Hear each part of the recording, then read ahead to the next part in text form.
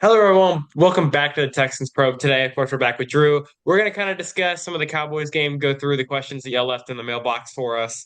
I thought we can get into, we can just kind of talk about the Cowboys Let's hear game it. just to start. I actually thought they performed pretty well offensively. Um, there was definitely some mistakes, and the interception was bad. We can talk about that. Oh, Things were open. absolutely. It was a That's bad interception. It was a bad interception. But as a whole, you look at any statistic, EPA, you look at I mean, anything it was based better. like Like that. you just, and It even was the result significantly shows that it better. was better. Like it And obviously was better. yeah, if you want to Yeah. look at how they graded CJ Stroud on either PFF or the EPA that he was given, he still performed at a high level even with the interception, which was just a bad throw.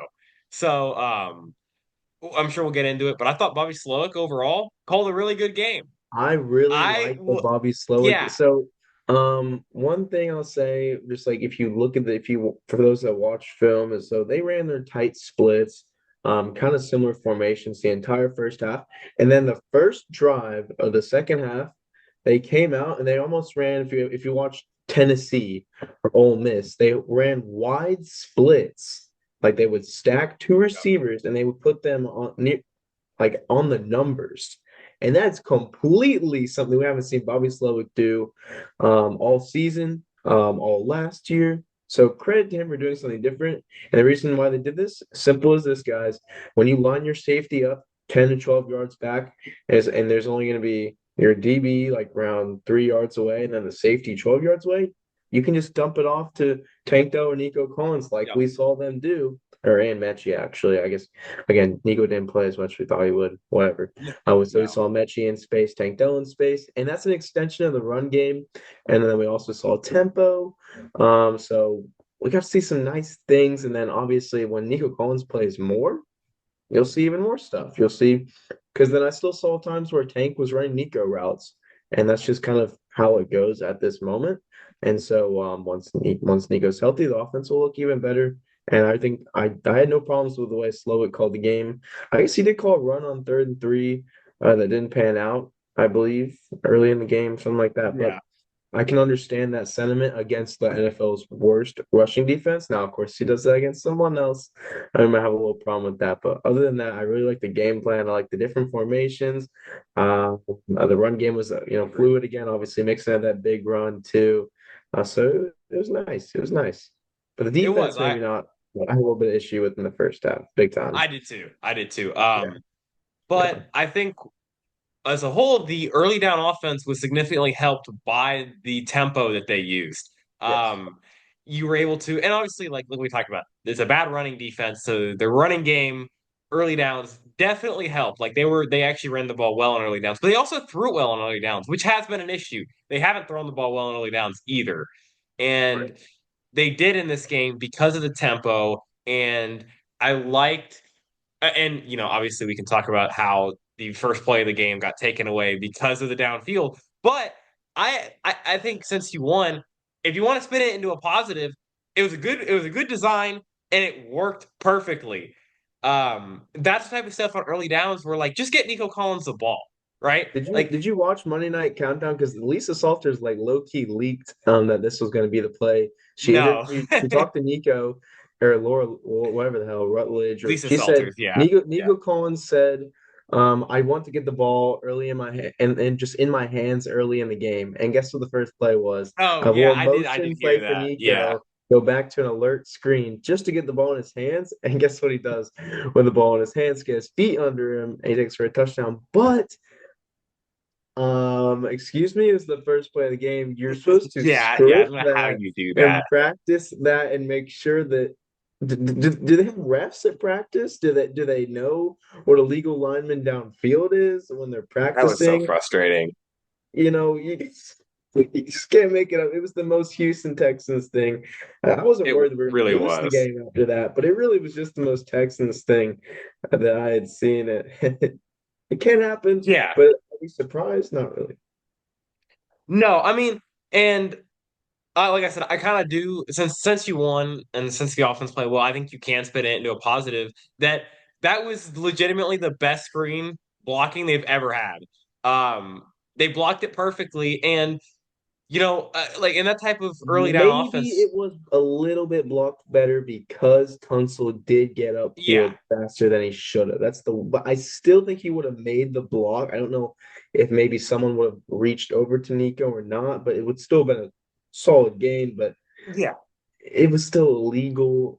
It may be affected by Tunsil. Well, maybe. yeah. Well, actually, I'll share the all 22 for this play just because I wanted to You show. can see he's definitely Yeah, downfield early. no, Like, he is. look at it. Woo, So he's so he's down. already on the But guy. what really makes the impact? He gets both of these guys, Right, and right. Which then I don't really know what the Scruggs linebacker seals. is doing. It is No. I right. I'll be honest, I don't really think if he's not downfield here, it makes much of a difference. I think either way, this is Hey, a huge yeah. play. The Because linebacker's being a really, little really the key block stupid. is here. I think Tunsil probably gets up on this guy, and this linebacker just takes a horrible angle. I don't know what he's doing. Yeah, But really the key is you get Juice yeah. sealing, And and then Nico then has the speed you to have to just jump up to the outrun. house. Yeah, all Nico has to do is just outrun this guy, and he's going to. So really, it's a really good design, and it's blocked really well um, by the offensive line. It's unfortunate that he gets downfield. I think it kind of comes from. I think he tries to like he kind of weaves past this guy, which is what I don't really know what he's doing. He probably should just kind of come out this way He instead usually of does getting that with a lot of upfield. his kind of players. It's just to help the angle to make sure that he can keep the linebacker inside, but then Nico actually ended up Yeah, going inside anyways. So it's just kind of a weird way that it worked out. yeah. I mean, it's unfortunate, but I like the early down idea of just getting Nico Collins the ball. Like we talked about it last episode, where the Texans really haven't had Nico and Joe Mixon together Second game, at yeah. all this season. Yeah. Um, Technically, yeah. so that'll significantly help the early down offense. Yeah, and Just then having those two for me, guys. yeah, for me when if I'm gonna call an offense, I'm gonna try to especially early in the game, especially on first down, you're just trying to get a couple yards. You don't Yeah. have to take a deep shot because again, 3 + 3 is 6. We want 3rd and 4. We don't want 3rd and 7. We don't want 3rd and 10. Mhm. It's unfortunate if you don't convert on those third and shorts, but you should be able to do that. So I'd rather say, okay, well, we actually were somewhat successful on first and second down. We'll fix the third down conversion rate because that's not an easy third down's never an easy play. But what plays you can go to are RPOs, quick screens, extensions of the run game. You can't really just run the ball up the middle necessarily, and Sloak will do that sometimes. But I like the adjustment, which he did a lot against Dallas to get Yeah. the playmakers the ball in space. Yeah, and this is kind of what we're talking about here. So, just like even if you just disregard the pick, right? EPA per play 0.18, 66 or 67th percentile. Actually, with how NFL Pro does it, I want to say they categorize EPA. So if your total EPA is above a 7, that's an 80% win per like basically if you have a 7 EPA Okay. for the game, Mhm. you have like an 80% chance at winning the game. That's really good. That's what you want to Good. get to. Yeah, and we So, only scored and he got 27 to points on 7.3. offense, technically, not 34. So, So, and that pick was brutal. Like we talked about, the pick was brutal. If you get rid of the pick and he makes that throw, the EPA is like 10 plus. It's a simple mistake that was easily correctable. I don't know if Stroud thought he was going to sit or if he just completely missed. Either way, um, he was aimed it's away from where yeah, Nico was going. And I yeah, don't, it was so far outside that I don't even know if it would have been nice for him to sit to the point where he just missed. And obviously, people were, oh, yeah. He just Dare's open. Mechie was also open too on that place. yeah, It's just bad. yeah. Just happens. But really, the Okay. key to this, if you want to go to the Texans offense, well, first of all, they started with series. They started with rushes, which was 10, 100% success rate. Um, they were really efficient on early downs running the football, which is really awesome.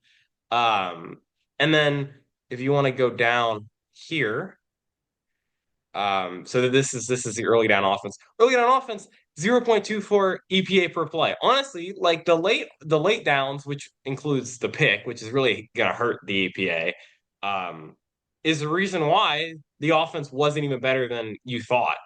Um, but they threw the ball well in late downs and they ran it well. So that's pretty awesome. 92nd percentile for early down rushes and 77 for early down passes. That's awesome. It's good offense. And that's why I was optimistic and why I was actually talked about it in the first half. The defense was more of the issue. Yeah. And they cleaned it up in the second half. But in the first half, the defense was more frustrating to me pretty easily. They cleaned it up in the second half, obviously, but that was pretty frustrating in the first half for sure. Yeah, and the problem is we've seen this story before. Cooper Rush actually, I think, got his career high in passing yards. The Texans Yeah, ran too much too high safety, as where they had previously, in my mind, kind of been identified as a cover three team with the one high safety yeah, and the safety rolling down. Um, and then, I mean, you just see it with Cooper Rush taking his check downs. You see a lot more space not being occupied by Texans defenders because they have those two deep safeties. And that's just really concerning. Now, fortunately, um, this hasn't happened against good quarterbacks, and the Texans defense has legitimately played well against good quarterbacks. So the fact this yeah. even has to be a discussion is kind of weird, but obviously because and it would be obviously worse if they lost the game. But I'm kind of sick of it because if it works against good quarterbacks, in my opinion, and I think even a regular 5-year-old would think it will work against a bad defense too, if it works against a good quarterback. So there's no reason to stop with that shit. And so really, it's just quite frankly, it doesn't make any sense. And then, Henry To'oTo'o got exposed. So now you know that you can't play cover four because To'oTo'o was kind of not really understanding the route recognition, not knowing when to sit, pass off, carry the crossers, stuff like that. And then and to get out of that and really just put Devin White on the running back. And then let Aziz Al-Shir play as a whole defender and the other guys be in the flat. It was almost like a trial and error because they just didn't Yeah, respect the yeah. Cowboys. They legitimately did not respect the Cowboys. Cowboys exposed them in some areas that they'll probably just not use the rest of the season. That's kind of the best way to put it. Yeah, I mean they kind of did this last year too, where like Yeah. in games where they're not playing good quarterbacks or they think they have the advantage, they just try shit. Like just throw anything out there, like let's see what works, and we're gonna, Yeah. which I don't really have a big issue with as long as you win, right? As long as, and in the second half, it became like we're just gonna dominate them. Like we know how to beat these guys. We're just gonna straight up dominate them. That's what they did. So I have no issue with that. And we can talk about it, but this was a game where the second half adjustments were huge. They made a huge difference on both sides of the ball. Yeah, and they're They, seemingly more aggressive, more yeah, aggressive, honestly, offensively and defensively. yeah, for sure. So I especially mean, on they offense, I they were really like them. extremely aggressive on offense Yeah, late in that game. I mean, the third and absolutely. one tempo to the line and throw a 20-yard out route, which was open, but that's not something that they usually do. That was really bizarre. I'm not a huge fan of the call. I'd rather just run it against a bad rushing defense. But I also respect the fact that, like, it was open. It was not a bad play call, and that's a throw that Stroud usually makes. So I don't have an issue with that. Um, again, I've talked about it on Twitter. I've talked about it on here. If they lose because of CJ Stroud with the ball in his hands, I'm completely okay with that. And that's kind of what happened against Detroit, and that's why I wasn't that upset with that game because I look, he's having a kind of a rough stretch. This was a Well, pretty good game. it's He played like well. a steady regression now. So it's like it needs to go back up. If it Yeah, goes back up, then we know that he still has it in him, but he hasn't given us any of the throws in the last 2 to 3 weeks. Are like, oh, he's gonna be just fine. I mean, yeah. obviously, maybe the Jets game, like the Jets game was when he was still making plays and being special, but then after that, it was just like he looks rattled, he looks nervous, he's not making the right throws, his base looks off, his aim point looks off.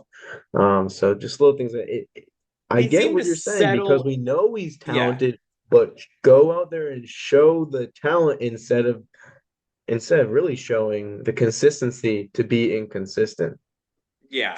He seemed to settle into me in this game a little bit. And granted, he had some mistakes. But what I did like, and I talked about this after the game, was that to me, the biggest thing offensively that changed was the fact that he wasn't trying to force these big plays to happen. If the pressure was there, we're hitting checkdowns. We're not taking sacks. That, honest to God, is what has killed. Look, if you don't like EPA as a stat, you can disregard it. But it's what's killed their offense. It legitimately has killed their offense. The sacks that have been taken, that has killed their offense. And he didn't take sacks this game. There was 14 pressures. There was one quarterback hit and one sack. That's the biggest difference. That's why the EPA looks good, even though there were mistakes, because there was no sacks and they didn't go backwards very often. And so that was why I thought he played well in this game. Not necessarily that I thought there was any special throws that he made, and that's and granted, you need to see that, but there was significant improvement in that area, which is good, and that's what I had kind of had issues with the last couple of weeks was when are we going to see when are we going to see the type of offense. Like, when are we going to see the just get rid of the ball, just hit your check down, let's stay ahead of the chains. So that's Yeah, what they and did in this it's game. probably going to be like that for the next three games against Tennessee, against Jacksonville, against Miami, because Yeah, you are going to probably be able to. And to me, really, the if the Texans are going to do anything this season, it's probably going to be because of their defense at this point, because their defense just can really play special at times with what they do to quarterbacks. yeah, Of course, we didn't get to see that against Dallas, but we did see the pass rushers. The pass rushers yep, were awesome. Danico Autry with a nice move. Tim Settle with the highlight move against a former All-Pro. Daniil Hunter with a absolute clean win, right? Blows by, reaches for the side, does this crazy little tackle move that he always does. yeah, David Barnett with a great move off the edge. Really, really always been a really good player with strip sack, touchdown. It's without Will Anderson, Mario Edwards just getting back into things. Like, if the yep. Texans are going to win anything, it's because quarterbacks can't pass against them because their secondary plays sound against good quarterbacks, and then they get key sacks. Yeah, and I talked about it today, but honestly, the another one of the reasons why the offense has taken a hit lately, especially the passing offense, is you talked about it earlier. You have Tank Dell running the Nico Collins routes for Yeah, the most part, I think and so. Yeah. that's taken a big hit. And so with Nico back, even in this game, with Nico back, you saw the differences. I mean, when he was out there, you saw the differences. And look, you can talk about it like the average depth of target is kind of what we're talking about. They didn't throw the ball down the field very much because Nico was not playing that much. Um, and so they're hitting these shorter routes, they're throwing shorter, they're getting the short pass game going, which is what we had talked about them needing to do. Um, because look, Nico's going to win down the field and Stroud's going to hit him. That duo's always been successful. They're not going to stop being successful just because they had Right. a bad throw, right? But Yeah. the short passing game is a huge key to what the Texans have to do. And honestly, like you said, the defense is what's going to win them games. And honestly, that's what wins you a lot of games. If you want to talk about Kansas City last year, they won because of their defense, not because of their offense. Mhm. Um, And D'Amico so Ryan's is our head coach. That's what he wants too. And yeah. that's what So he's prided on since he was a high school football player playing linebacker. and I had zero concern with CJ Stroud in the Texans passing game. And look, I know that there's been ups, there's been downs lately, but you saw early in the season when Nico Collins was healthy, and you saw it in this game. They're still a really good passing offense when he's healthy. And that doesn't change now. Like you said, I Yeah. think Stroud's gotten a little bit rattled because you see this pressure coming, and he just seems to, if the pressure is there, he's going to look to Nico. And with Nico's not there, you're looking to Tank, who's a smaller guy. He's not necessarily going to win in traffic. Um, I like how John Mechie's played, but he's also not a guy that's going to win in traffic. So you need a guy like Nico to overcome the offensive line struggles that they've had, and Yeah. that's what you're seeing now, and that's what you're going to continue to see. We could talk about, if you even if you just go back. the average depth of target's been pretty low the last couple of games, just in general. Oh yeah. I think the Jets one was actually really high because yeah, they're throwing the ball down the field a ton. Um, because it was just a weird game. But like Indy was actually one of Stroud's better games lately. He played really well against Indy in the second half, especially. And the pressure rate was like 56. So the fact that he was able Super to high, yeah. so Hmm. and then I mean this was like 3 games ago. So it's not like in this stretch of games it's been all bad. There's been really good moments and there's just been moments where it's like this is not the quarterback that we've seen, but that's not a bad thing.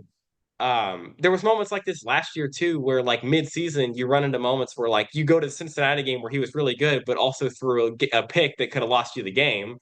He threw three against Arizona. There's moments in the season where like he just didn't play that well, and that's what happens. But this team's going to make the playoffs. So down the stretch of games, this is actually something I was talking about today too. If you want to just look at the defenses the Texans have played, boy oh boy, they have gotten a gauntlet of defenses, especially in the pass game. Um, we can go to this here. We'll go to the mailbox after this. But if you want to just go to drop back EPA, like just straight up pass defense, let's see if this thing will work. Okay, they've played There number you one, number two, number four, number 10, number 12, number 13 twice, number 15. go. So they have gotten a gauntlet of passing offenses. And I mean if you just go straight defenses, you get number one, number two, number eight, number nine, number 10, number 11 twice. I mean, they have gotten the gauntlet of defenses to start the year.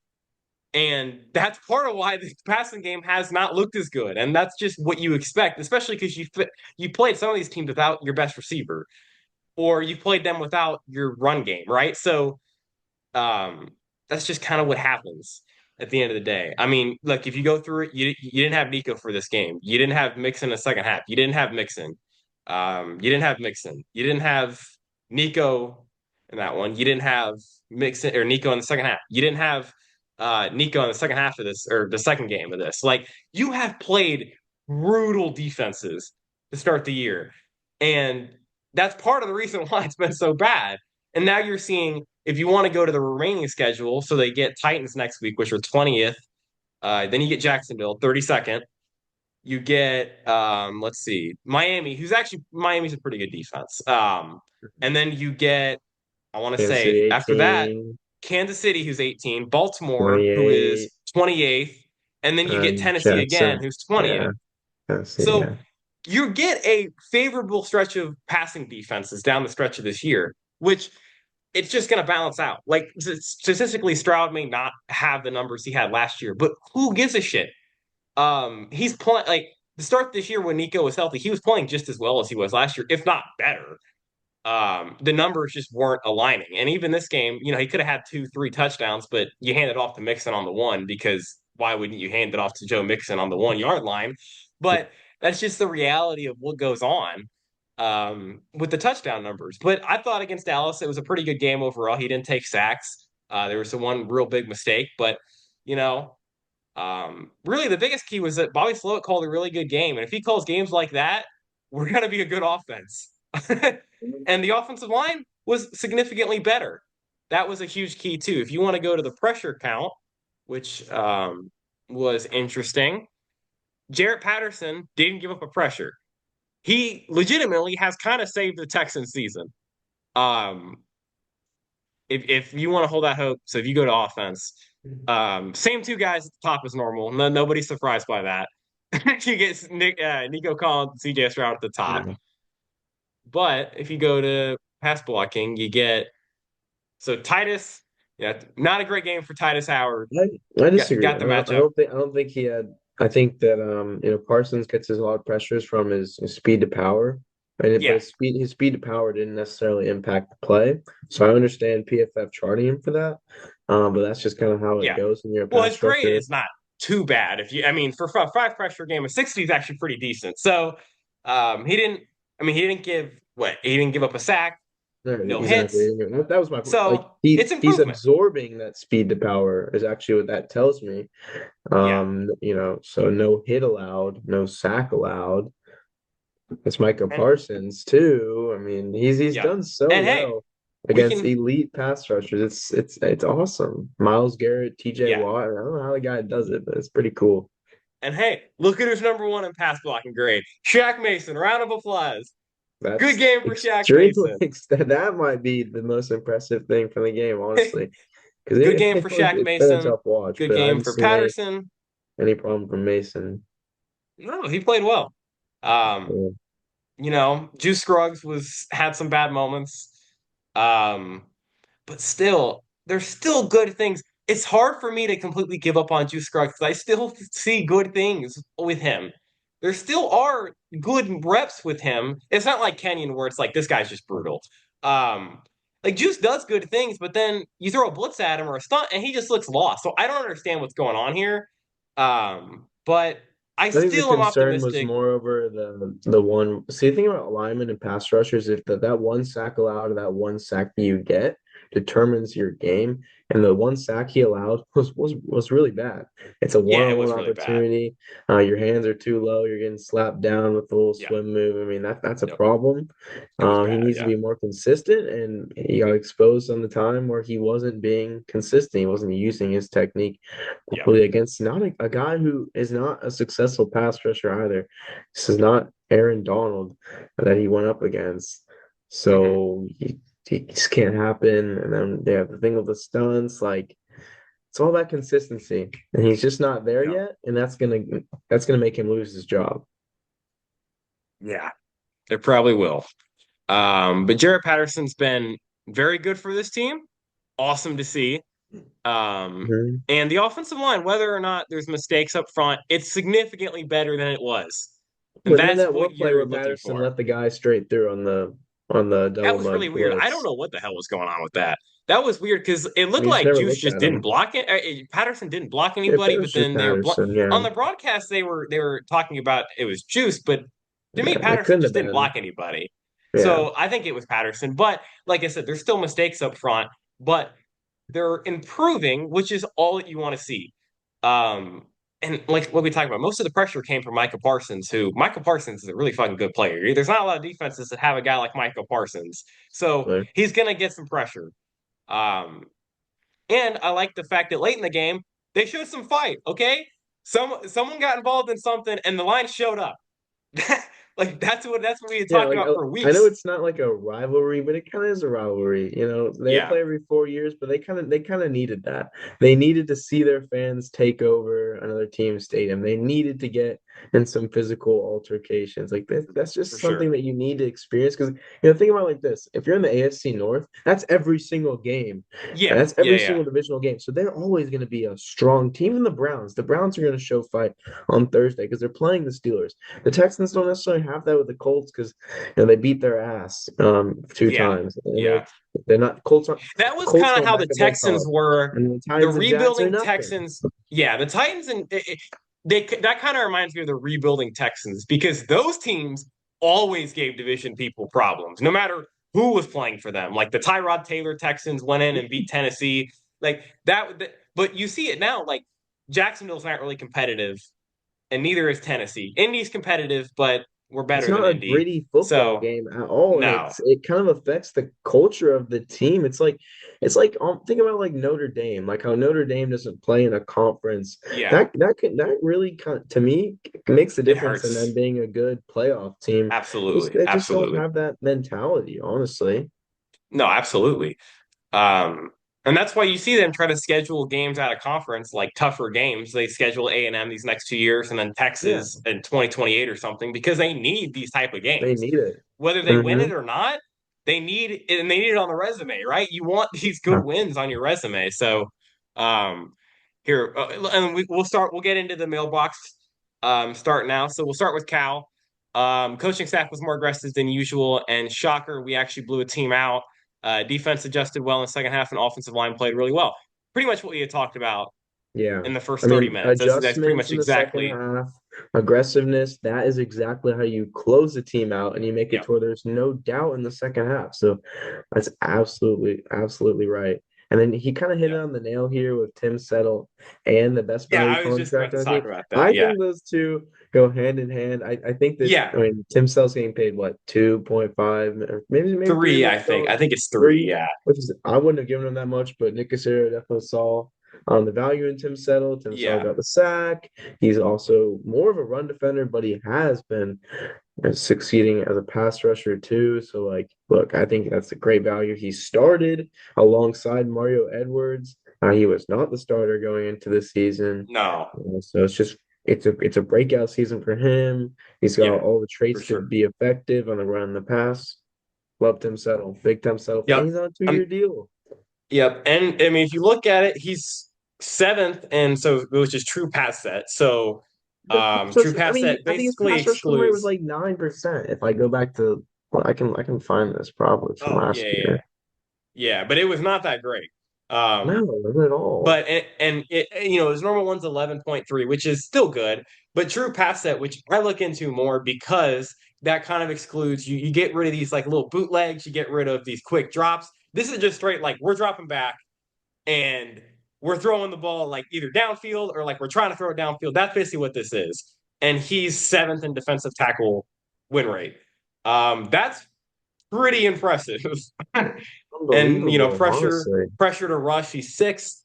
Just total pressure, he's 11th. And it's like we said, he hasn't played that much. Like early in the season, he wasn't really in the rotation that much. Compared to some of these other guys. Folu was getting snaps over him. Who else was in that rotation? I'm trying to think. Edwards was getting snaps over him.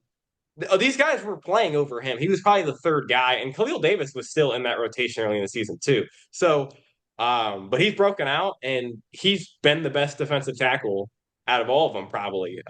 He's been really good rushing the passer. It's been really impressive to see.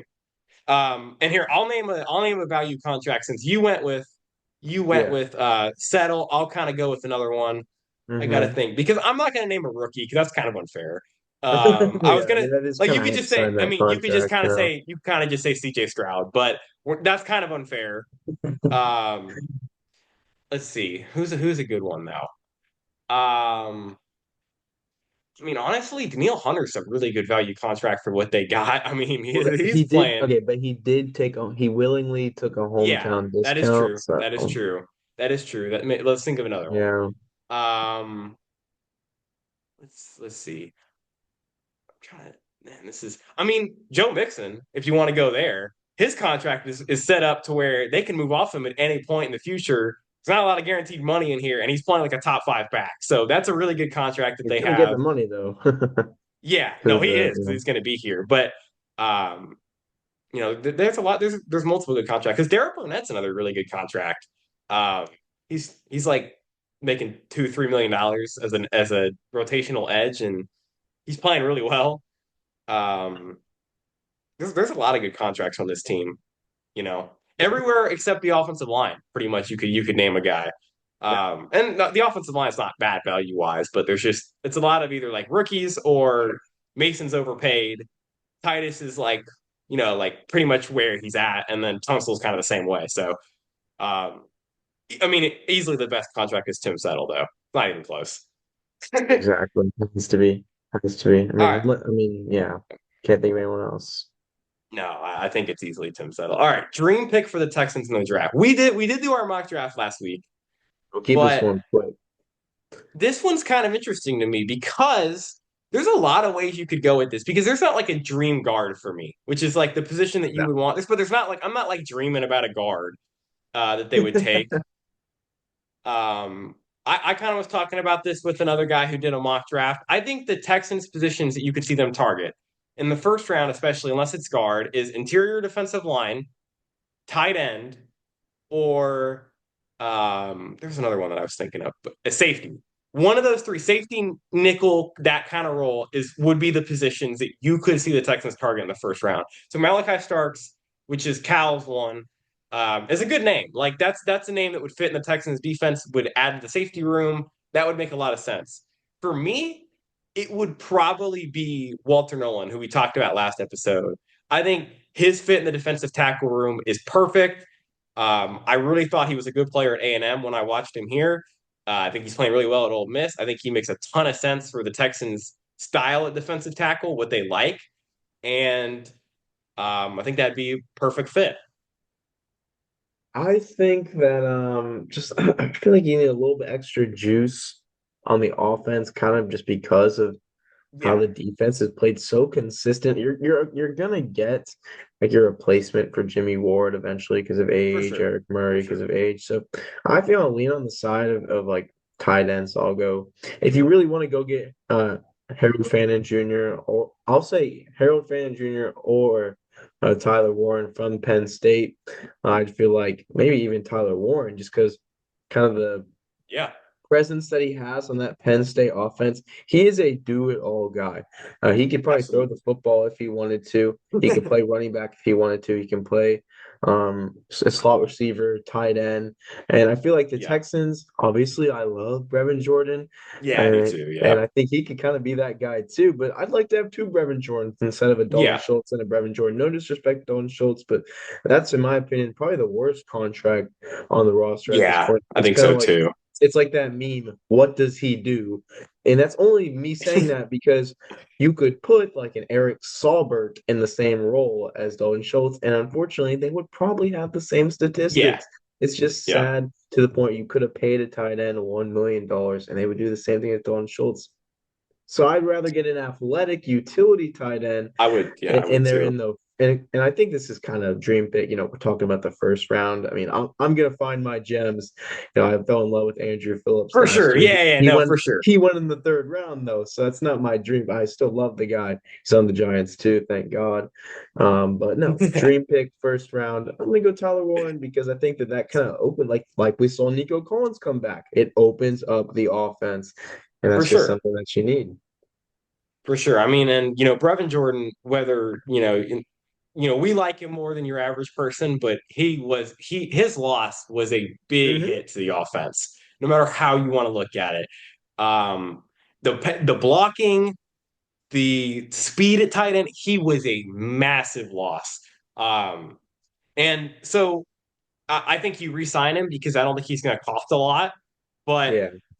still, you could still add another tight end, and nobody would have an issue with I that want two Brevin because Jordans. I want two Brevin yeah. Jordans on my football And team. I do don't mind Kate Stover as a player. I think he's improving. Um, I think you're seeing improvement with how he's playing, but also I'm not a huge fan of Kate Stover. I wasn't a huge fan of him coming out. I don't hate him as a player, but it's kind of the same thing we're talking about with Schultz, where I think he could do what Schultz does.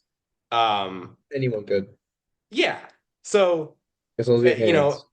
if yeah, which Dalton Schultz barely does. So you're looking at you're grasping at straws here, trying to look for better hands than Dalton Schultz.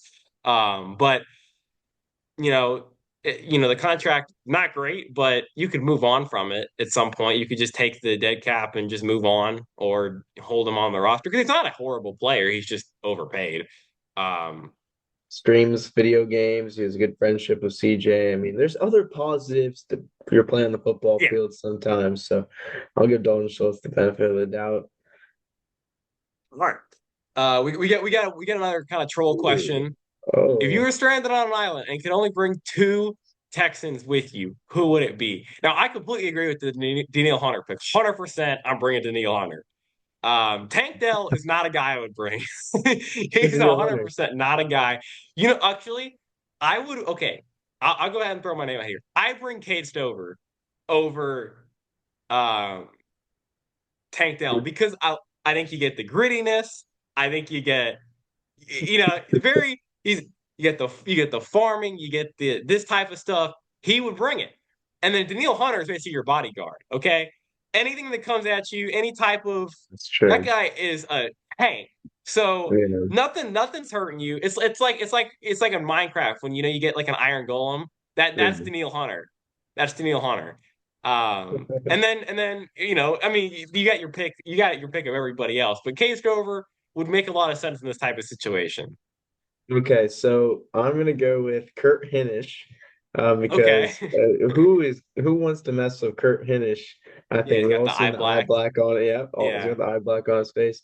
And then I think you need a quarterback, so I'm gonna go Case Keenum. I think that Okay. we've all seen the Geico or Progressive commercials or whatever, the backup. Case Keenum, Yeah, yeah. he just knows what to do outside of the football field. And That's a good pick. if you don't want to count Case Keenum, then fine. Davis Mills me, please. Stanford graduate all day long. He can get the job done. Yep, that's a good pick. I like that pick. Mhm. All right. What is the plan for Diggs this offseason? Is he worth bringing back? Will he want to come back? I think he will want to come back, and I do think Yeah. he's worth bringing back. I think that, Cacero's actually done a good job of just genuinely bringing guys back, is where Bill O'Brien didn't bring guys back. Yeah, But this time around, I think it's just kind of Diggs is really going to want to come back. Like he really genuinely will want to be yeah. here. And then, but I don't think it'll be immediate. I think that it'll kind of just No. be see how the market goes.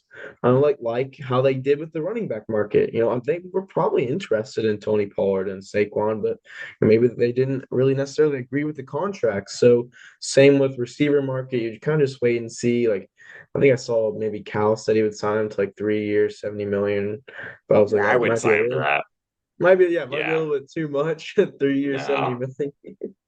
So I might Yeah. wait a little bit on that. And I don't Yeah, think I would think. just 2 years either. Two Yeah, year that's what I deal was should gonna be say. I fine. would think I would do a short-term deal, Yeah. not give him a third year. But I mean, money-wise, I don't really care what he gets. 'Cause I think he's gonna be a good player still. Numbers-wise, he actually was really efficient for the Texans this year when he was playing. So, Hmm.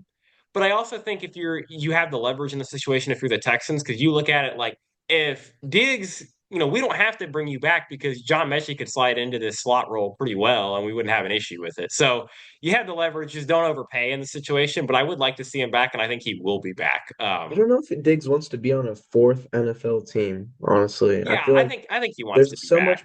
there's so much around him that says like, oh, he keeps leaving teams and this and that. Like, no, I think he genuinely likes being in the locker room. So like, even similar to like Daniil Hunter, what if he just takes a little bit less money? Yeah, I think that's a very realistic possibility, and I wouldn't be surprised if we get hear reports about that sometime soon. Honestly, yeah. I mean, the only place that I thought in the offseason or like this last offseason that he would possibly leave to was Dallas just to play with his brother.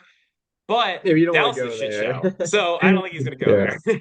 I don't no, even think the other Diggs wants to be there. So yeah, why would he go join them? I think Diggs will be back.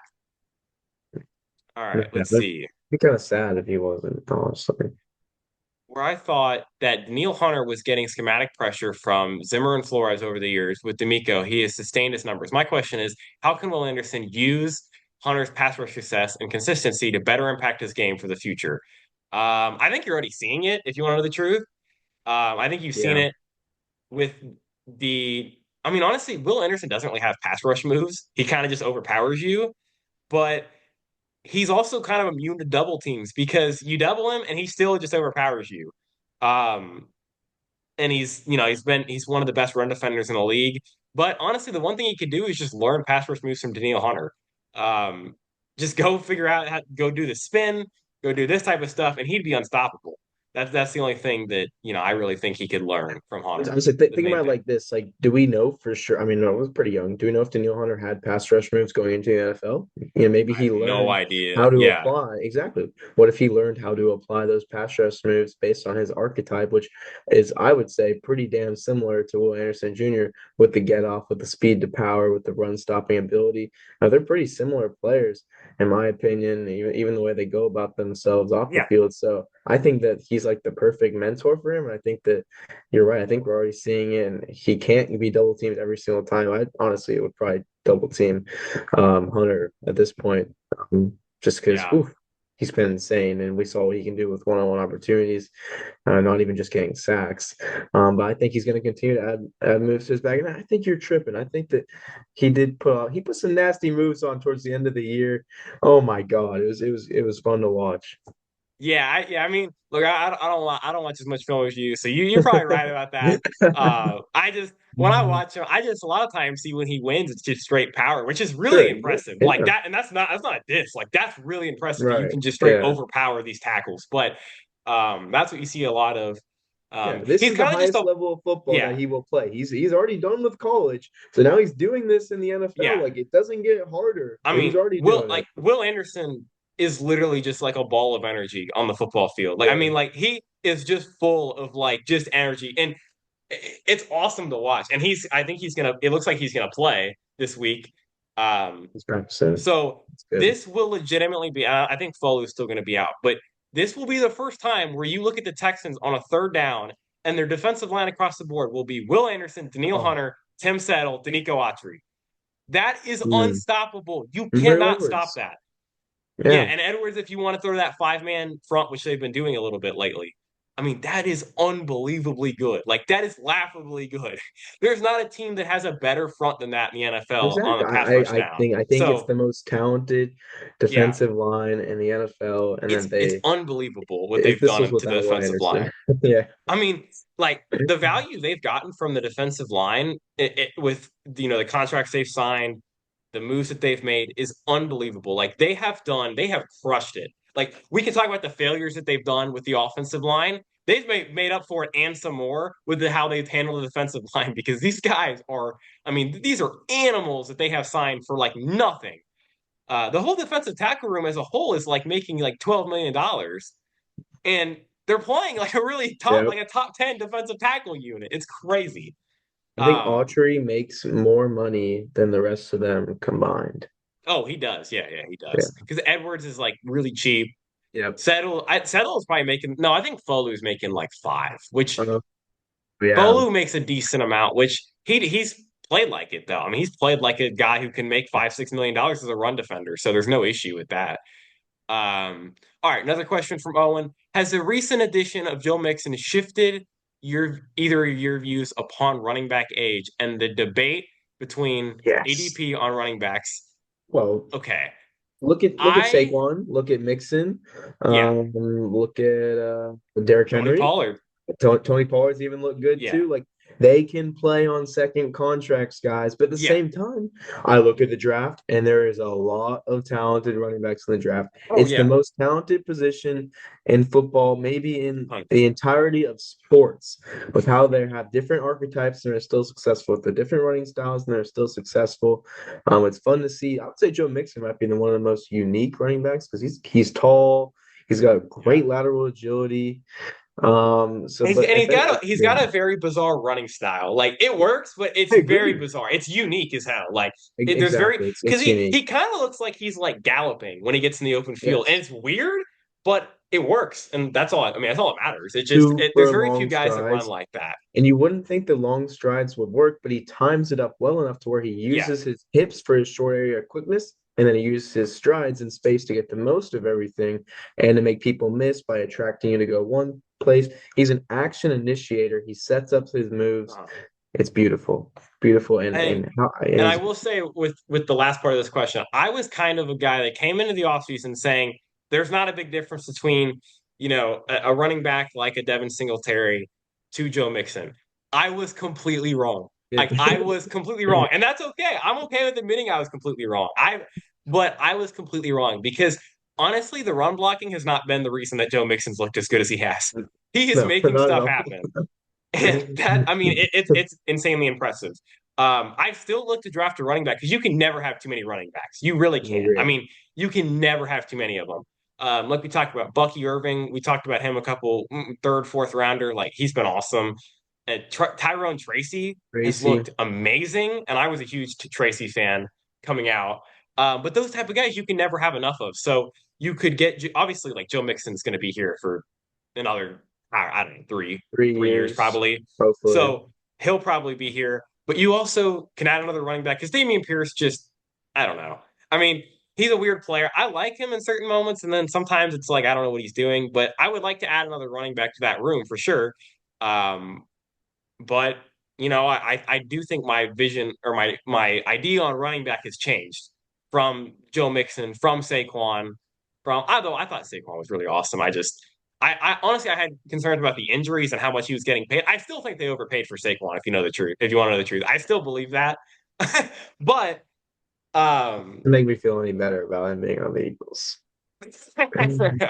but um no, it 100% has shifted my view because without Joe Mixon, this team would be like a 5-win football team. So that's 100% changed my view, and I'm okay with admitting I was wrong about that. There's Yeah. no issue with that because for the most part, I was correct about the offseason move. We could talk about Jeff Okuda, but I'm pretty easy to I say thought that we I were was gonna right go. about I that one. thought we were gonna make it through the episode without I talking had to about bring it up. Jeff Okuda. And I don't even like understand and Yeah, like the rep was so bad. I don't know what was I so did to bad. deserve That that. technique was so bad. Look, you That start inside shade, was don't give so it up. bad. You have a Yeah, safety there. There is I no don't know what he reason. was doing. And whoop, he opens open his Yeah, legs like you know what, and he gets beat inside and bad. by a very fast guy too. There you can't stop Yeah. that. Like And that's actually, not how you play cornerback. look, I was not a Jeff Okuda fan whatsoever, but we even talked about it. I was enthusiastic about the idea of on third down putting him in the nickel. Yeah, he was in the slot and he Like, messed it up. He literally yeah. messed it up. He And can't do it. and then the rest of the game, D'Amico's like, hey, we're not doing that again. Right? Like, But the because idea was it wasn't like he just got beat. He got absolutely toasted. It was bad technique. It was bad footwork. It was everything bad. Like every bad thing that you could think for a corner, he did. Um, so that was not great. But everything else in the offseason they hit on, and Okuda's like a $5 million one year player. But the thing is that the idea of Jeff Okuda, and I can understand why y'all liked him because the idea of Jeff Okuda in this defense is good. He's just not a good player. That's the reality of the the situation. Like, tradesman said. like the I traits feel are like good and yeah. would fit, but he's just not very good. That's just what Jeff Okuda is. That's what Jeff Okuda's been. But you do have an idea of in the offseason, let's go try to get a player that can do this because clearly Jeff Okuda is not going to be back, I don't think. I don't think he may not play another meaningful snap the rest of this year after that. But there's a vision there for what you can do at corner, and Jeff Okuda fits the vision. He just isn't very good. That's just Yeah, they just could sucks. But draft a press corner. They could draft yeah, a press corner and legitimately have him do that situationally because what this was not something they could have done 3 years ago, but because the no, roster yeah, is filled out, you're able to have situational football players like that. So yeah, that's a good point. Get a young press corner, sign a guy who can play press man in the slot or outside if you really want to. So that's a luxury to have. But Jeff yeah. Okuda unfortunately cannot do that. So it's literally one of those plays where you're right. I don't think that like you can do it in practice all you want, but at the same time you didn't do it in the game. So I don't think the coaches are gonna say, okay, Jeff, all right, one last chance. No, no, there's no one last chance. No, no, yeah, You they're not you going to give proved that another you couldn't chance. do it, so we're gonna just not do Yeah, that again, unfortunately. yeah. Well, and Jalen Petree's played so well. Like, just keep him in the And nickel. I Petrie mean, played good in press coverage too against yeah, Lamb because he was more yeah. I mean, physical, like I and it said, paid I off. like the idea of Okuda, but there's just, I mean, it just didn't work. Like, I mean, it just didn't work, unfortunately. All right, I told Tony to reply with this Oh my because What is this? Texans head of strength conditioning coach Mike Eubanks could potentially be on his way out due to his tendency to yap too much, and players are reported unhappy with his hamstring tear workouts. So something clearly was going on um, up during last season, this yeah, season, yeah, and it really just doesn't make sense. I don't know how it really works with conditioning and strength coaches when there's like a bunch of injuries add up. Do they yeah. blame? I wonder if there's like, hey, I don't Mike, know. come into Yeah, the office real quick, Mike. Can we talk about why are there so many damn injuries on this football team? Like, is it actually his fault? Is that how it yeah. I works? don't know. I Yeah, I gotta don't really know. Like, know. is there Yeah, EPA for that's strength an and interesting conditioning? I mean, conversation.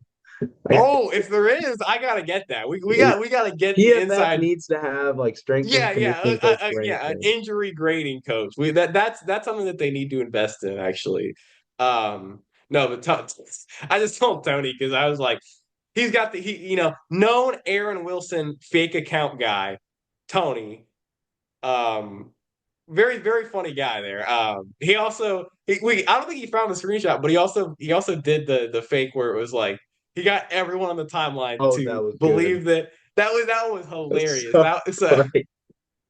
he like tweeted that the Texans are going to take defense at number 2 like 2 years ago, and everybody bought it. Like you had like Texans cat retweeting it, you had like Pat Storm quote tweeting it. Everybody bought it. It was hilarious. That was like peak. That was so funny.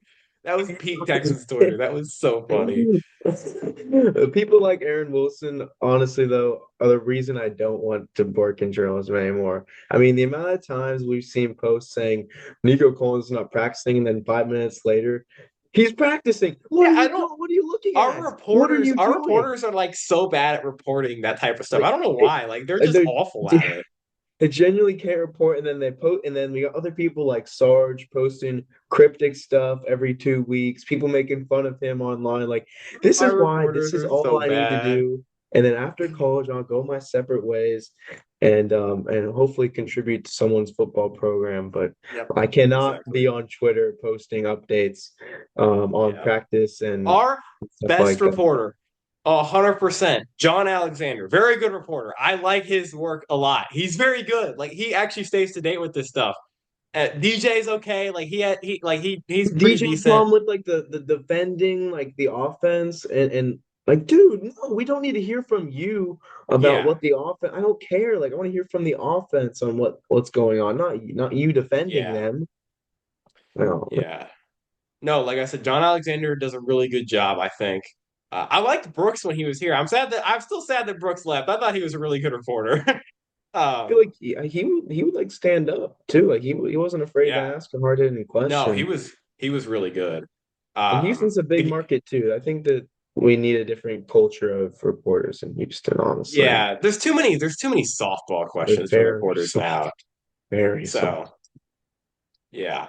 All right, last question from this mailbox. Keep thinking next game is when the offense plays like a top two offense. We know they're capable of it, and it hasn't happened yet.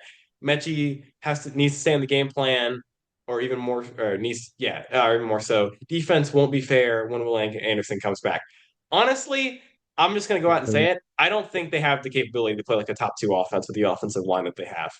I just don't think it's gonna happen. Like they can play like a top 10 offense, but top two is never gonna it's not gonna happen. Um, just because the offensive line, honestly, we could talk about the weapons that they have, but it doesn't matter if you don't protect. And whether like this was a better game, but the protection still wasn't great. Um, so until they have a game like that, and people want to go to last year, but they weren't a top 10 offense last year. If you want to go by EPA per play, they weren't that great of an offense last year either. So um, there's I think they can play like a top 10 offense, and that's all the Texans need if you want to know the truth, because honest to God, I think they have the best defense in football.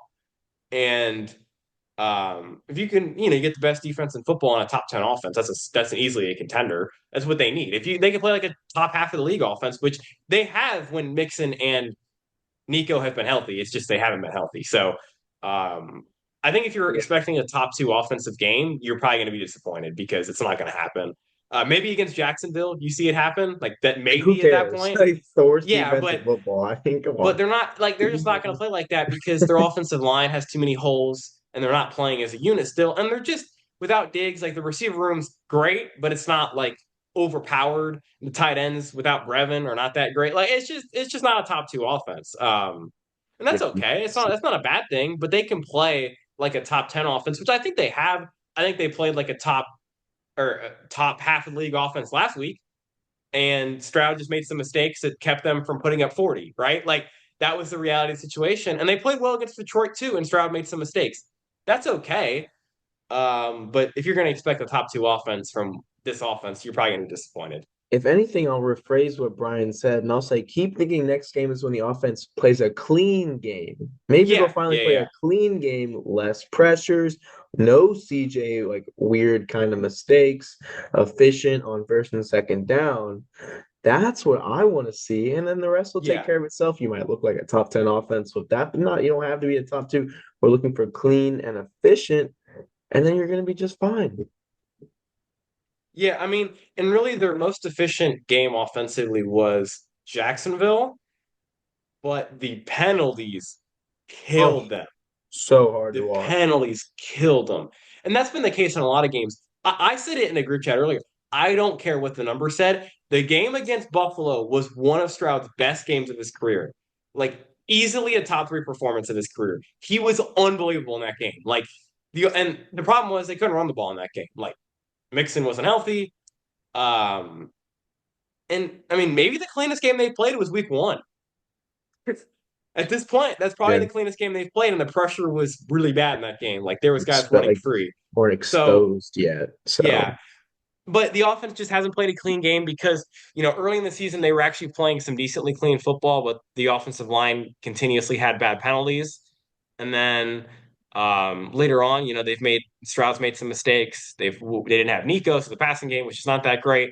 But I do think at some point in these next couple of games, you'll see a clean game because this game was pretty yeah, clean for the most part. It was pretty clean for the most part. getting there, There was close. just a couple of throws that were just a little bit antsy. But outside of that, it was a pretty clean game, right? Like there's a couple penalties, but nothing too bad. I mean, the first penalty was pretty brutal, but it wasn't like a terrible penalty. It was just that's an easy one to correct. Just don't go downfield, dude. Yeah. Um, One thing that was not clean was a tweet from Jacob at 9:35 p.m. During Monday night's football game, where he said Derek Barnett should be cut. What a blanking idiot! What uh, what led to this take from Jacob okay, at okay. such time? Okay, I was upset because I have talked about it all year that they have been an undisciplined team. And then he slapped the shit out of You did. the guy So for how do you no know that was a reason. flag? So I would have done that, honestly. I Yeah. might have done that. Okay, okay. Like, and granted, if like it maybe if he didn't know if it was a flag, but that was an idiotic play. And saying he should have been cut was too far. Like I'll be honest, I was But just then he really got a upset about touchdown. the But then penalty. he got a And touchdown. then, not even kidding, 15 minutes later, he scored a touchdown. And my Well, mentions went crazy because also I quoted it and was clowning myself, which like I don't have an issue with admitting I was wrong. I was clowning myself about it. Um, oh but my God. I was just upset because it's like how many idiotic penalties are we gonna have? Like that was just so stupid, right? And also, I was a Very little bit valid. upset because my parlay should have hit and it didn't because Oh, okay, listen, okay, I'll tell you what I had, right? So it was like yeah. if I had like a $5 parlay, it was like for $25 or something like that, right? It was like it wasn't that much money, but I had okay, Mixon touchdown, right? Hit. Yeah. I had Nico over 75 yards, got taken away because of Tunsil's penalty. And then I had Aubrey over 1.5 field goals, which got taken away because he slapped the center in the head. So I got fucked, okay? I was not happy about that because they all hit and they got taken away due to penalties. So I was just not happy Yeah. about that. I had Um, everything hit except for Nico Collins, 5.5 receptions over, and then the over on the touchdown. So he was essentially, I guess, yeah. two receptions off because of the flag. But man, Yeah, I had everything him it was a over one 75 dollar yards. $50 parlay cash out for $1. I But thanks mean, to Tunsil and then the rest of the flow of the game. I got so unlucky that game with that because look, Yeah. Aubrey also had a 30-yarder and slipped, which would have hit, right? And then I would have had the Nico, but of course, I can't catch a break and we're getting penalties like oh my god, that was that No, I that was agree. so upset. But like honestly, I didn't even think about that with the Barnett one. That one was just a stupid penalty. Like I said, I shouldn't have said he should have been cut because I do know he's a good player. I was just really pissed about the penalty, uh, but You should it set up a still live was. cam for your in-game reactions. I Everyone was would thinking love about it that. actually because I watch in my room for the most part, and now on Twitter you can live stream. So I was Yeah. thinking about just live streaming a game because oh my god, I get really pissed about penalties. Like that is really what gets me because and like holding penalties they happen. What pisses me off was when you have dumb penalties like that. Um like I talked about it the other week. Like the Steven Sims penalty against Jacksonville where he like shouldered the guy after Yeah, fumbling. That was the lowest point that in the was one season of for the me. stupidest things That I've ever was the seen in my most life. frustrating thing I've had. Like honestly, God, I would have kicked his ass out of the building after the game. Like get him out of the locker room. You're not allowed in the locker room because that was so stupid. He almost single handedly lost you the game and then did that bullshit. So no, that was like that type of stuff just pisses me off because that's where I think D'Amico's just too nice. Like, dude, I was about to say, like, how Sims, do you like this? I'm not sure every coach would react the way they did to the no, Steven Sims situation or even the no, Barnett a lot of situation. guys would have been cut. Like I feel like we see all the time coaches yell like that, but that's like a moment where Yeah. if there's on another team, I'm not sure the coach wouldn't That get was in so their bizarre. face. That was the weirdest handling. That game was so frustrating because of the penalties too. But that one was weird too because you fumbled that, which like, granted, it was a terrible fumble. He didn't even try to get under the punt, but like it happens. I can understand it. And then we take him out, which good decision. Don't let him return the punts, right? Yeah. You put him in on offense and give him a jet sweep. What are we doing there? It was Okay. Why hilarious. are we giving him carries? Right? Like we're rewarding this. And then Yeah. that happens. He loses like 4 yards. So great call, Slowick, right? And then we put him back at punt return and he picks up a penalty. Like, what are we doing? What are we doing? Like, he should have been cut after that. And now he's a healthy and active. Like, he should have been canned immediately after that game. And because like to me, you got to like honestly, like it sucks for certain players, but you got to understand in the locker room, like guys aren't treated equally. It's just the reality of the situation. Like Laramie Tunsil having penalties is different than Steven Sims having penalties. Like Tunsil is elite at what he does. Steven Sims isn't even that good of a returner. Like so, he should have been cut Irreplaceable. immediately just to send a message because I do think that's been an issue that I've had with the team from the beginning. Like I wanted them to bench Kenny earlier just to send a message. Like just get it out there like you can't play like this on this team and expect to play. So that was my issue with that's been my issue a lot with a lot of the season, if you want to know the truth. Like I didn't have an issue with them not benching Tunsil because I don't think Blake Fisher is ready People to did play. want that. People were pretty Yeah. loud about that, I thought, personally. Yeah, no, I saw it, and look, I wouldn't have been super upset if they did it, I but wouldn't have been I can upset understand why they didn't do it. because he's Because not doing it he's very anymore. good. He's Yeah, very he's good, pretty good. and he's a much better player than Blake Fisher, but it's different when it's Steven Sims or even Derek Barnett. Like it's different when it's you, dude. When you're slapping guys on the head, you're not like you're good, but you're not like if Will Anderson did it, nobody would give a shit. But when it's Barnett, it changes a little bit, right? So Yeah, that's just kind of my I li- thought process behind the tweet. I I was like just that. really upset.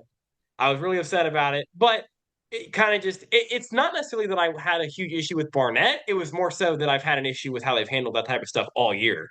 Like I said, starting with Steven Sims. So that's just kind of how I feel about it. And it kind of honestly falls on Frank Ross a little bit because you handle a special teams unit. Like, why are we doing these stupid things here? Um, but I mean, Derek Barnett's a good player. I know he's a good player. We've talked about how he's a good player on here before. So He should be um, starting on another team. I'm so glad he he decided to would, sign yeah, back for whatever he he would, signed back 100%. for. It's really nice to Yeah. see.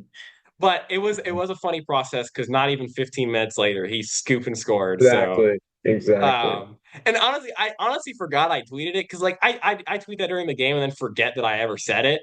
And so I'm Mhm. watching the game. I went because like I was watching my room, and then my parents were like, "You want to watch with us?" So I went downstairs to watch, and we turn it on right, and like we turn it on. Petrie knocks the ball out. He runs it back, and then I'm like, I tweet like, "What the hell just happened?" And then my mentions are going crazy. Like I'm getting dunked on.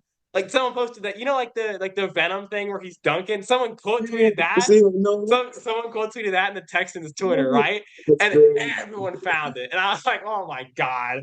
And so I had to clown myself about it because I'm like, I'm not gonna let It's people get in funny. front of me for it. But I Yeah. completely forgot I said it. So and that was funny though. That was funny. Good job, everyone. Good job, everyone. That was funny. That's why Funny. I'm saying I have no issue when people dunk on me for stuff like that. Yeah. People have dunked on me for mixing, and I've been like, go ahead. I mean, dunk on me for mixing all I want because I'm gonna dunk on people with a CUDA. I dunked on you. I dunked on Cal about a CUDA. I'm gonna do the same thing if I'm right about certain things. So it's like, I mean, I don't have an issue with that. And like I said, I admit I was wrong about Joe Mixon. I have admitted I was wrong about certain things. That's what it's really about. I'm not gonna be right 100% of the time, but if I'm wrong, I'm gonna straight up tell you I was wrong. The Akuda Um, thing was literally like your son is at the pool and he like slips and falls down. You're just like, oh my God. I can't believe that just happened to I him. was like honestly, because I still felt confident we were gonna win the game, but oh my god, when that happened, because like my y'all, like it was in a group chat, but me and Drew had been going back and forth on Akuda for like 3 hours pre-game. Like it was like a long We were debate. talking about it. I was like, Yeah, I don't care if Lester plays. I want Akuda to be out there the whole time. yeah. Because I Can was you like, I'm like, imagine? he sucks. I'm like, yeah, I was like, he sucks. And then Drew was like, no, man, like you didn't even watch, right? So it was a debate we had for like a good 2 hours, right? And then I'm watching the game and he gets toasted. So immediately I go into the group chat. I'm laughing, like honest to God, I even real life, I was laughing my ass off because I like he got it wasn't even like he just got beat. It wasn't even competitive. Like Was it was ruined, so honestly. I didn't bad. even care if they won. I didn't even care. I was like, Yeah. Okuda, you just ruined my night. Simple as that. I Yeah. didn't care if we And won or not. like you know, like I'm not a like honestly, I like Kadar Holman more than most people, I think. And but like at least when he got beat, it was competitive, right? He was like in the right area, and either CD made a really good catch or someone made a good play. Like I can deal with that for backup corner. You can't deal with the fact that Akuna's just letting the guy get wet inside on him. Like that can't happen. Um, so that was pretty funny. That was funny. This was honestly a God, pretty funny game just from all of it that. Like was. It this was a was. really Yeah. funny game because the Barnett, the Acuna situation. I'm trying to think. My parlay getting absolutely cooked. I mean, it was a very interesting game. The one Texans Um, fan standing on the whatever the heck of like the little cover on the field. If you saw that TikTok, like the guy got up on there oh and yeah, started I did yelling and see that. screaming. Yeah, we had the roof falling apart pregame. There was Yeah, just a the lot roof. going on. Yeah. Oh Yep. God, what a crazy game! What a crazy game! I look forward to the game in Houston in 4 years. I can't wait. I It's gonna be know. Yeah, fun. that well, the last time I played it, that was a really fun game. It I remember was. watching It that. was. Honestly, because that was like the first season where I really got into like 2017 I watched because I was like in like honestly that season I remember because I like at that point I was still more into basketball. And so I remember like early in Yeah. the season I watched like because I was like, oh my God, this Watson guy's amazing, right? So I started watching, and then when he got hurt, I didn't watch a snap the rest of the year. I didn't turn on a game. I'm not even joking. I legitimately didn't. I could care less at that point. And then 2018 I was pretty excited, so I ended up watching, but yeah, that season was really fun. That play with Hopkins in overtime, just spinning, that play will always be a core memory for me. That play was like something that'll always stick with me because that was awesome. That was so fun. Um, It was. yeah, that was a season where I fell in love with Will Fuller. Still love Will Fuller to Oh, this day. I still love mhm. Will I had his Fuller. jersey He's hat. I love he's that one of guy. my favorite Texans. Like I will forever love Will Fuller. Yeah. Um, yeah, he was awesome. And, like, dude, he was. I would love to have a guy like him on this Texans team now. I like just a straight speed guy like that. It'd be awesome. Yeah. Anything else you want to add, Drew? We've kind of gone through this mailbox, talked about the game, Yeah. had a That was fun. good. That was It was good. And yep, then in good. term, yeah, in terms of next week, I think it's really as simple as kind of what we went over with this last tweet is Yeah, like, let's get closer, to a clean game. But then obviously the one thing about the defense is will they play the same style of defense because it's, Will Levis or Mason yeah, Rudolph or whoever it's gonna be. I'm curious to see if they're like, okay, we did so good in the second half against Cooper Rush with that strategy, but the first half it wasn't as good. So what does that make us want to do in the first half against Tennessee? That's kind of yeah. the thing. And it'll be interesting because this is probably the most healthy the defense has been Yeah, all year for a yeah, game. You have the only guy who's probably going to be out is Folu, and like obviously Christian Harris, right? But you're gonna have Will Anderson, Lassiter's back, Jimmy Ward's actually healthy for once. Who's gonna start at linebacker? I don't know, yeah. I was but gonna say I'm curious to see how Henry Toto bounces back because he was great against the run, but he was yeah, awful against the he's always been pass. great against the run. Yeah, he just Right. yeah. I just No, and wonder if it's more of like, okay, it's third down, we're gonna automatically put Devin White in and take yeah, Toto out and yeah. just kind of do Honestly, four two Devin White five from surprised there. me. Like I was Yeah, pretty adamant that he wasn't going to be good. We actually talked about it. We didn't think he was any good, but he's been and he's in a minimized role. He's not asked to do a whole lot, but he's pretty good in the role he's playing. So, yeah. pretty impressive from what you've seen from him, and that's awesome for him. I'm happy to see him playing well. Well, speaking of, you got an LSU product. Hey, we got 2 weeks, 2 weeks, Texas I wish I had that to for look the forward to, Jacob. I'm so excited. I'm really like Yeah. we're we're 2 games away from SEC championship play. Okay, I'm so excited. I have a bad feeling about this Auburn game. Auburn sucks, but I have a bad feeling about this. Uh, I've seen A&M lose games that they should win too many Who's times. Elko prepared for? Is what I what game is saw that. Elko focused I on? saw that. He slipped up. That was funny. That was pretty funny. That was funny.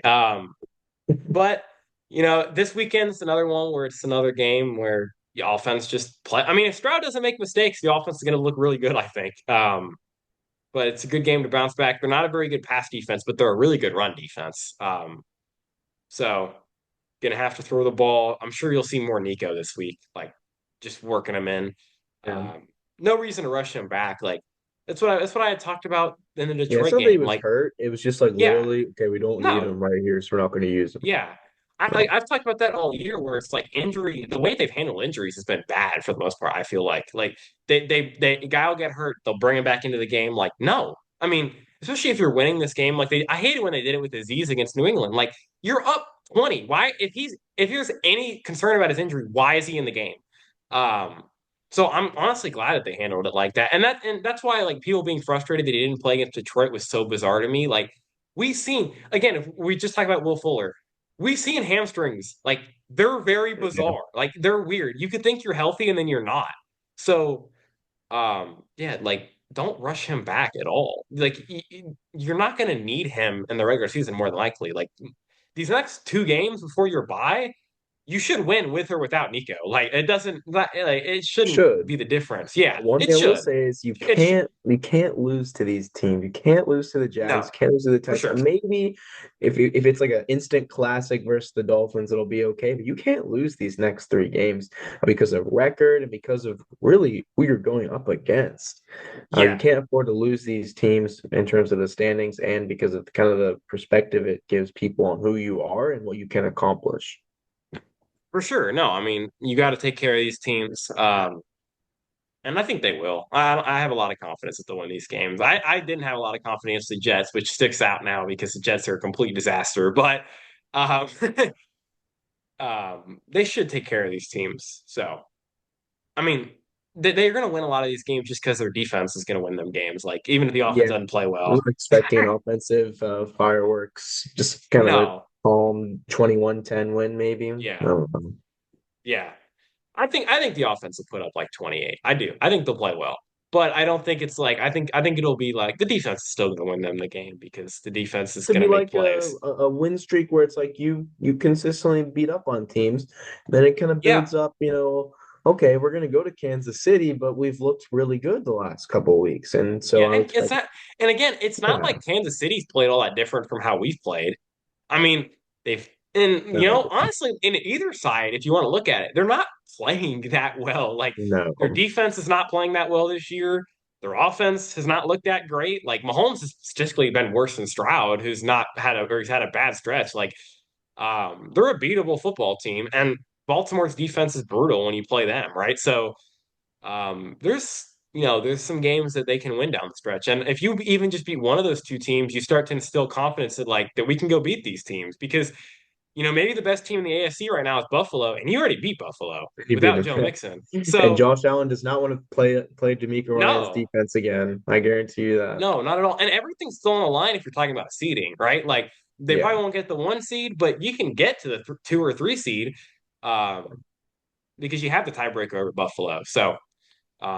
And that honestly, I think they're going to be the three seed because the AFC North is going to beat the shit out of each other down the stretch of the season. Like they always do it, but I don't think Pittsburgh is that great compared to like I think Baltimore's still a better football team.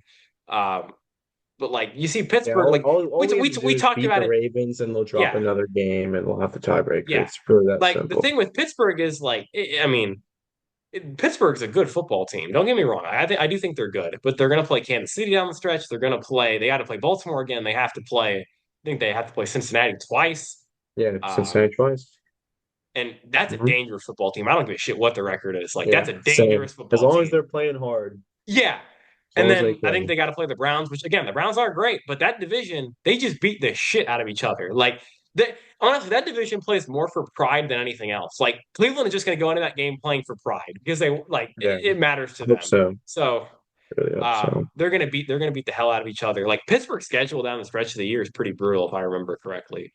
Um, like Tough, here, and I think that I can list it. So tomorrow, like we talked about, they play Cleveland, and then yeah. they play Philly, Baltimore, Kansas City, and Cincinnati. Oh That's my brutal. God, Like that is brutal the down the stretch of the gauntlet. year. Yeah. So that's what I'm saying. Like they're gonna get beat up in these games because Mhm. I like Baltimore's. I don't think they're gonna sweep Baltimore. I have a hard time believing they're gonna sweep Cincinnati. I think Philly will beat them.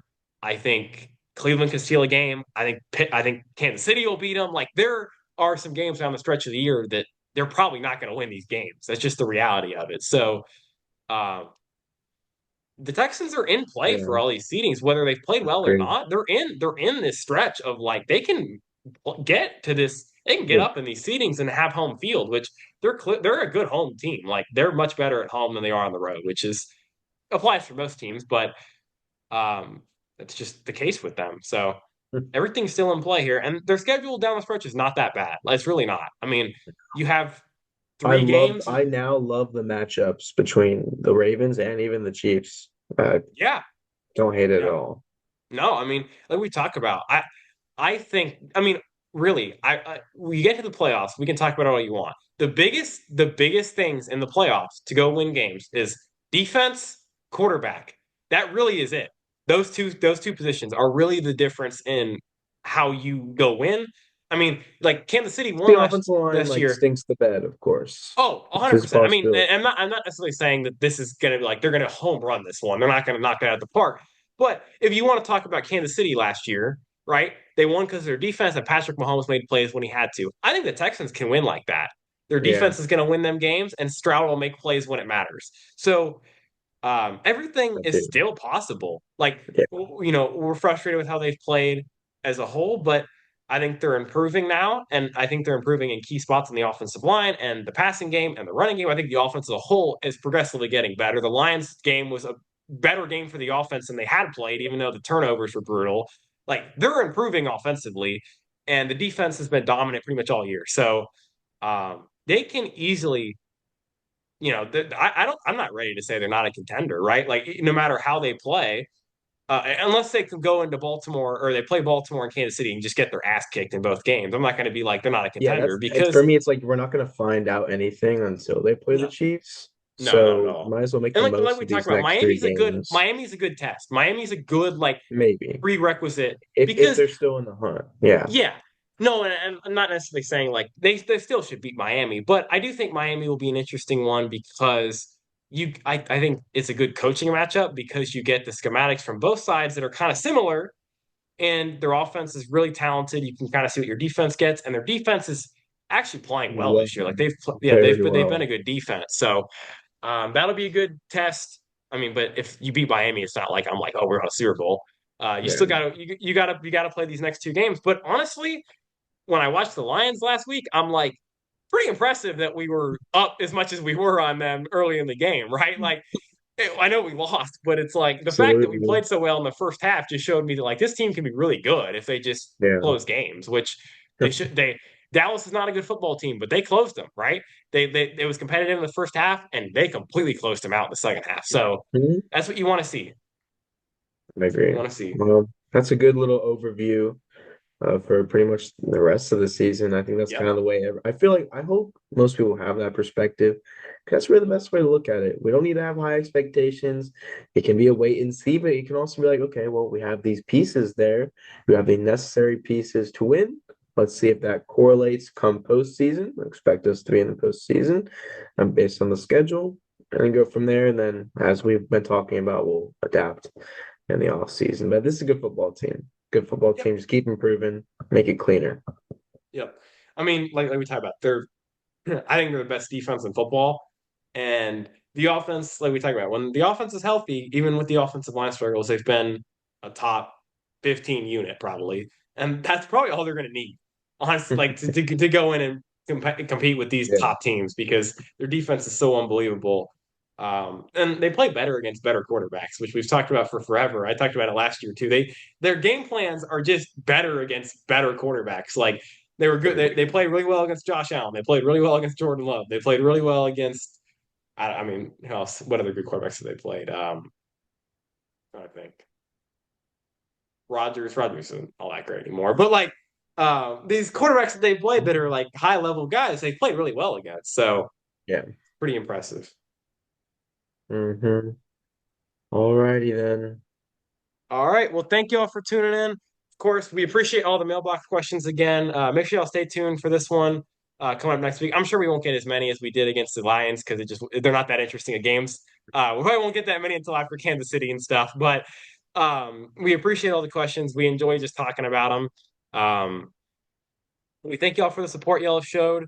Going to continue to pump these out, obviously, going into the playoffs and over the offseason. Probably not as frequently in the offseason, but definitely going to do some free agency draft type stuff. So make sure y'all stay tuned for that. And like I said, we appreciate all y'all support, and we will see y'all next time.